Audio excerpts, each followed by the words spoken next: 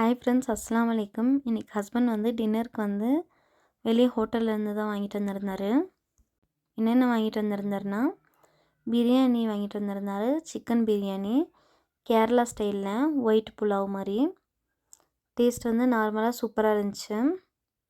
அதிகமாக ஸ்பைசஸ் இல்லாமல் நல்லா இருந்துச்சு, டீசெண்டாக. அப்புறமா பொரிச்சோறு சொல்லி ஒன்று வாங்கிட்டு வந்திருந்தார். வாழை இலையில் கட்டியிருப்பாங்க பொரிச்சோறு. இதுதான் வாங்கிட்டு வந்திருந்தாங்க. அதுக்கு வந்து சாம்பார், ரசம், அப்புறமா வந்து மீன் குழம்பு தந்திருந்தாங்க. 3 வந்து டேஸ்ட் நல்லா இருந்துச்சு. நார்மலாக டீசெண்டாக இருந்துச்சு டேஸ்ட்டு. அப்புறமா வந்து இந்த பொரிச்சோறில் வந்து கேபேஜ் பொரியல் வச்சுருந்தாங்க. அப்புறமா தேங்காய் சம்மந்தி வச்சுருந்தாங்க.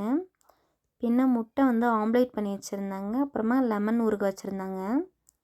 ரைஸ் வந்து தாராளமாக 2 பேர் சாப்பிட்ற மாதிரி இருந்துச்சு பொரிச்சோறில்.